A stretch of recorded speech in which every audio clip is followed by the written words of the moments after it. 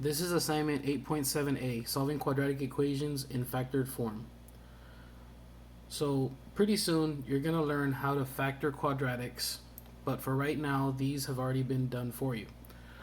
So once you have factored out the quadratics, like this first example, all you need to do is set each one of these factors equal to 0. So like the factor on the left, k plus 1, make that one equal to 0, and then completely separate, make the other factor, k minus 5, also equal to 0. Solve one equation at a time. So like over here on the left, subtract 1 from both sides, you get k equals negative 1. And on the right side, add 5 to both of these, you get k equals a positive 5. That means that your answers for this quadratic equation would be k equals negative 1 and k equals 5.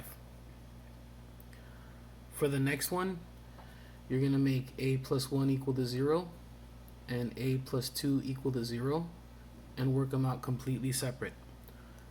So on the first equation, a plus 1 equals 0, subtract 1 from both sides, a is negative 1, and on the second equation, subtract 2 from both sides, you get a equals negative 2.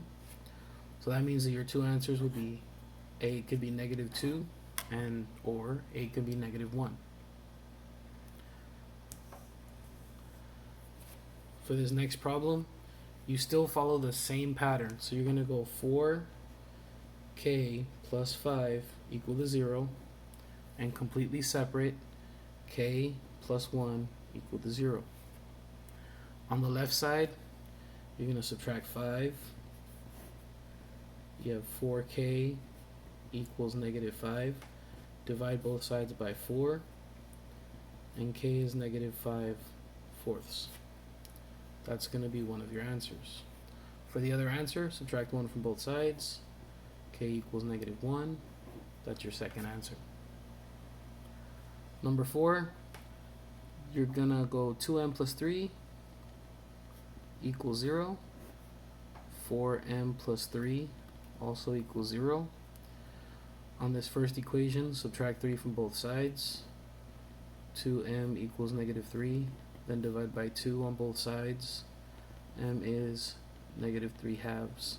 You could also tell me it's negative 1 1/2 or negative 1.5. Those are all worth the same thing.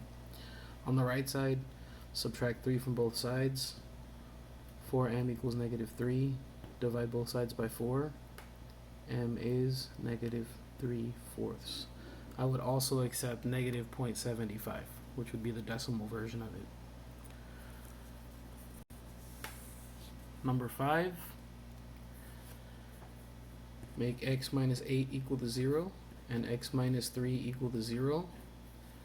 On this first equation, add 8 to both sides. There's your first answer. On the other equation, add 3 to both sides.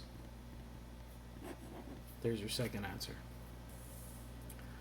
Next problem, make n plus 2 equal to 0 and n plus 5 equal to 0. On the first equation, subtract 2 from both sides. On the second equation, subtract 5 from both sides.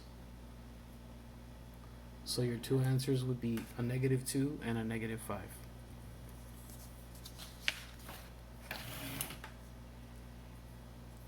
For number 7, make n minus 6 equal to 0 and n minus 4 equal to 0. First equation, add 6 to both sides. On the second equation, add 4 to both sides.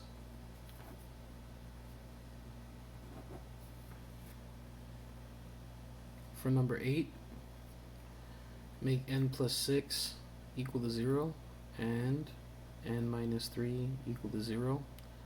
First equation, subtract 6 from both sides.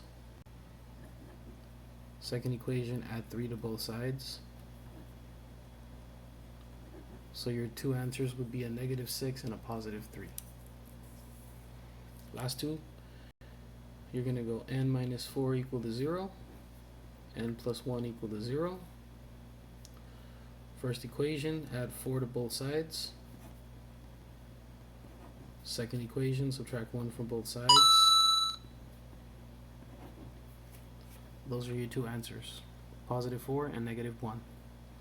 And then number 10, you're going to make r minus 1 equal to 0. And you're going to do the same thing with the other factor.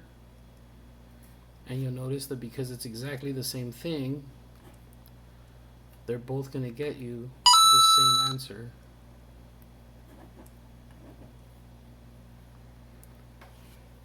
So if you already have quadratics factored out, then all you do is get each one of its factors, set them equal to 0, and solve it. And you'll have two answers most of the time. If it's the same thing twice, if I was asking you what's the answer for number 10, you would just say r equals 1. You wouldn't need to repeat the 1.